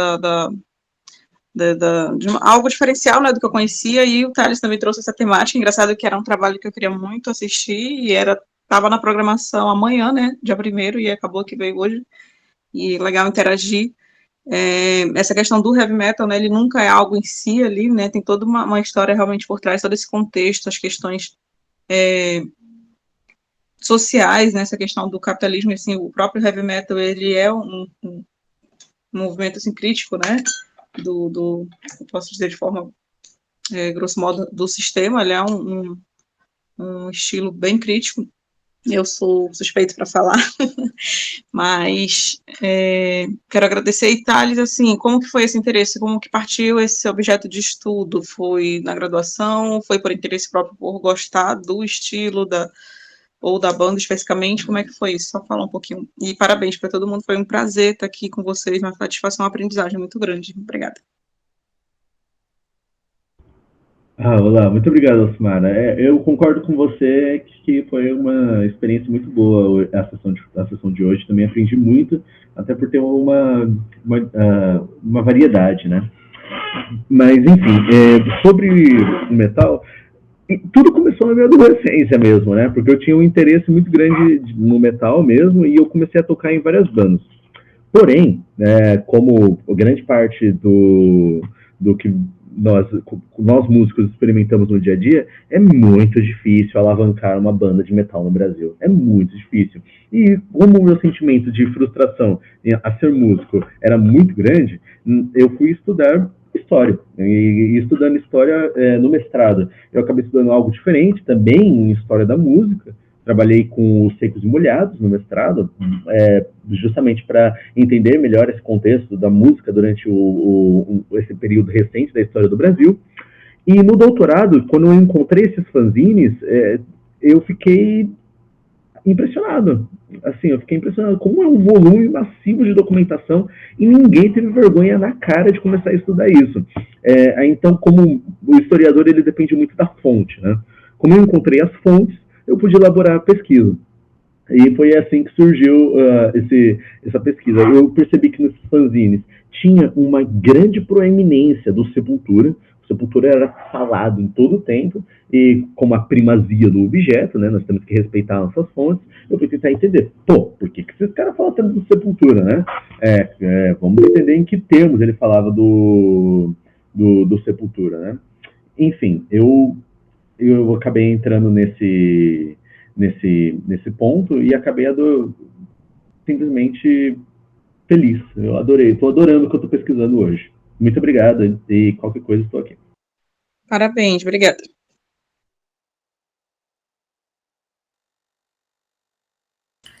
Parabéns, Thales. Eu coloquei aqui um textinho que eu não sei se vai dar para eu falar muito bem, mas realmente o Thales ele pediu para trocar de sessão, né? E nós realocamos para a sessão 6.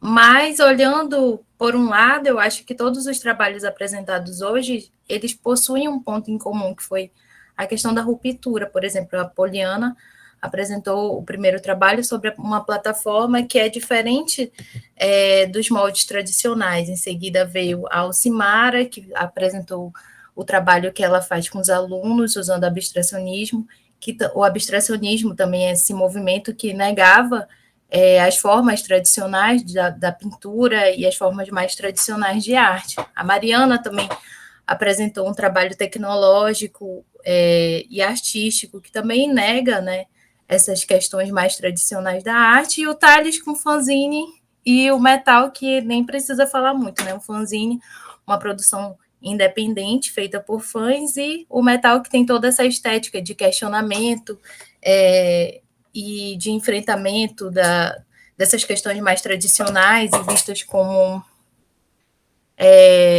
tradicionais mesmo da sociedade.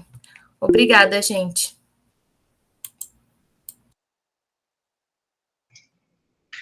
Eu acabei levantando a mão aqui. Muito oportuna, Karen, a sua observação. Eu vi que você redigiu aqui, né, o que você explicou, e me inspirou a uma fala rápida aqui, né? O que a gente observou, né, nessa sessão de comunicações hoje foi um conjunto de pessoas pensando a realidade em que vive numa perspectiva transformadora, né? Não numa perspectiva reprodutiva, né, de modelos, né, mas de uma perspectiva que visa a transformação social, né? E conteúdos artísticos diversos